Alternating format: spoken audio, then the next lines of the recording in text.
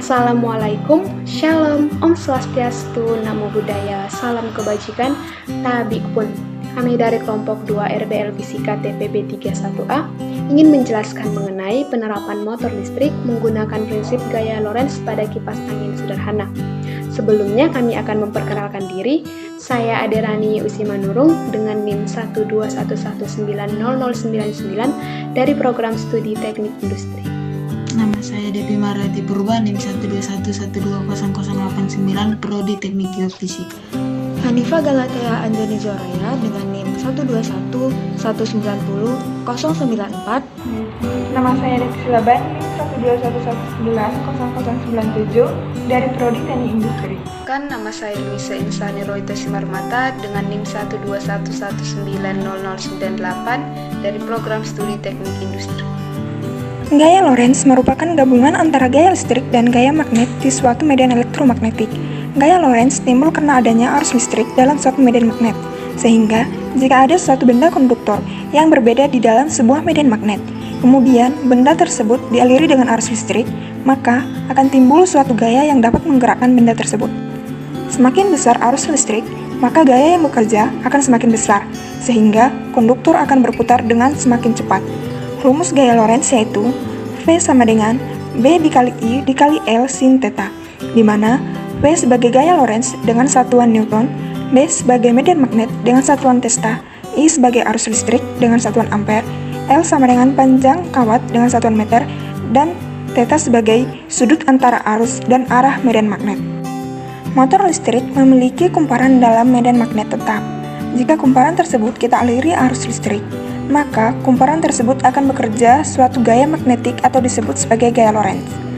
Gaya tersebut dialami oleh setiap batang konduktor pada motor, serta gaya magnetiknya memiliki arah yang berbeda antara kumparan kanan dan kiri, sehingga membentuk torsi atau momen gaya.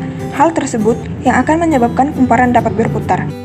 Pada kipas angin, terdapat sistem motor listrik yang mengubah energi listrik menjadi energi gerak. Pada motor listrik, terdapat suatu kumparan besi pada bagian yang bergerak beserta sepasang pipi berbentuk magnet.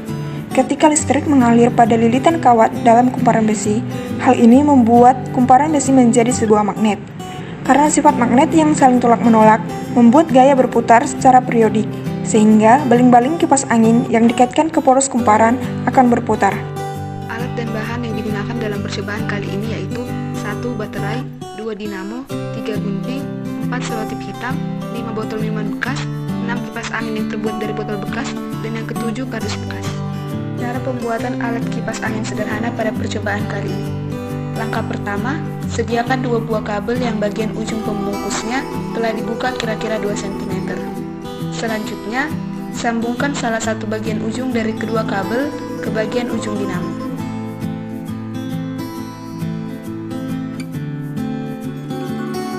Kemudian, ambil kardus bekas dan baterai, lalu sediakan selotip hitam untuk menempelkan baterai pada kardus. Berikutnya, sediakan botol minuman yang telah berisi air, lalu letakkan di bagian tengah kardus yang telah terdapat baterai.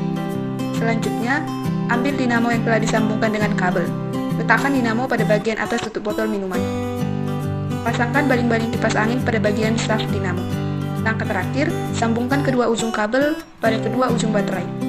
Pada tahap ini, baling-baling kipas angin akan berputar. Cara kerja alat. Kipas adalah perangkat yang menggerakkan udara. Ketika kabel dipasangkan ke sumber listrik atau baterai, maka arus akan mengalir ke motor kemudian memasuki gulungan kawat. Ketika arus melewati kawat, medan magnet akan mengeluarkan gaya dalam gerakan searah jarum jam yang akan mengubah energi listrik menjadi energi mekanik. Hal ini menyebabkan kumparan pada motor akan berputar, dan ketika kumparan ini berputar, maka baling-baling kipas akan berputar juga. Motor listrik merupakan mesin listrik di dalam kipas angin yang mengubah energi listrik menjadi energi mekanik.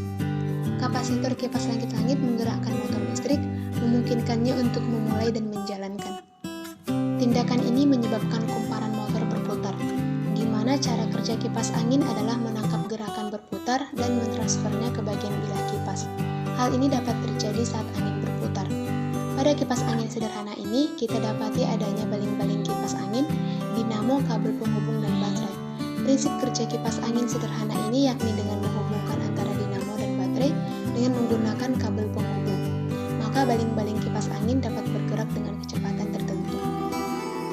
hasil uji coba pada pembuatan kipas angin menggunakan motor listrik sederhana, kecepatan putaran kipas angin dipengaruhi oleh beberapa parameter.